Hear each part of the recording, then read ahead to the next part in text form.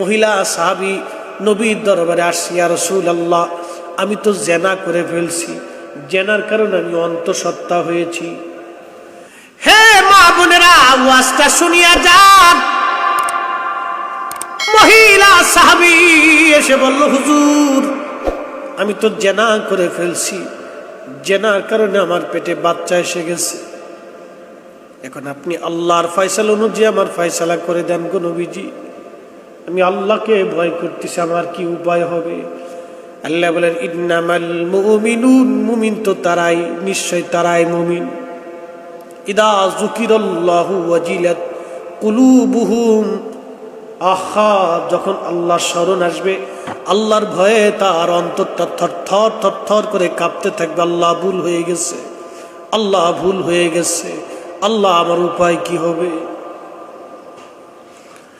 ওই মহিলা আসার পরে নবীজি বললেন, তোমার বাচ্চা প্রসব হওয়ার পরে আবার আসো। কারণ মহিলার অপরাধের জন্য তোর বাচ্চা অপরাধী হতে পারে না। বাচ্চাটা প্রসব হওয়ার পরে ওই নারী বাচ্চাকে কোলে করে নিয়ে আসছে। হুজুর, আমার এই বাচ্চা কোলে করে আসতে বলেছিলেন, আমি আসছি। ইয়া রাসূলুল্লাহ, আল্লাহর ফয়সালা অনুযায়ী আপনি আমার ফয়সালা করে দেন। নবীজি বলেন, বাচ্চার দুধ ছাড়ার পরে তুমি আসবে। 2 বছর পর্যন্ত বাচ্চার দুধ পান করলো। দেখেন নবীজি কত বড় ইনসাফ করনেওয়ালা। একবার জোরে বলবেন আল্লাহু আকবার। আল্লাহ নবী, নবী, তিনি আমাদের নবী, রাসূল আমাদের রাসূল, তিনি হাবিবুল্লাহ, তিনি রাহমাতুল লিল আলামিন, তিনি ইমামুল মুরসালিন। ওই নবীর ইজ্জতের চাদর যারা ধরবে, আল্লাহর কসম করে বলি, বাপ হলেও তাকে চেনা যাবে না। কথা বলেন ঠিক না বেঠিক? হাত উঠে করে বলেন ঠিক না বেঠিক? নবীর ইজ্জতের চাদর যে ধরবে, খোদার কসম মানা যাবে না। বাচ্চার দুধ খাওয়া শেষ, 2 বছর পূর্ণ হয়ে গেল। মহিলা বাচ্চাটাকে পাশে দাঁড় করে বলি, ইয়া নবী আল্লাহ, আমার বাচ্চার পরিপূর্ণ হক আদায় হয়েছে গো নবীজি, আল্লাহর ফয়সালা অনুযায়ী আপনি আমার বিচার করে দেন। ও মা বোনেরা গো, বুঝে যান, আল্লাহর ভয় তাদের কলিজার ভিতরে কত কঠিন, আল্লাহর ভয় তাদের কলিজার মধ্যে কত বেশি ছিল।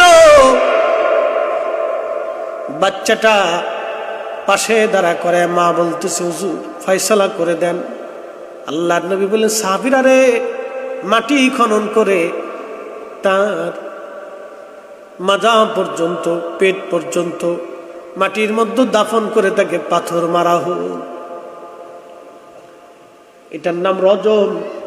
আল্লাহর আইন অনুযায়ী যেই বিবাহিত নারী আর পুরুষ জেনা করবে, আল্লাহর ফয়সালা অনুযায়ী তাদেরকে রজম করা লাগবে। এটা ইসলামী আইনের ব্যবস্থা, যাতে পৃথিবীতে কোনো বিবাহিত পুরুষ আর নারী জেনা না করে।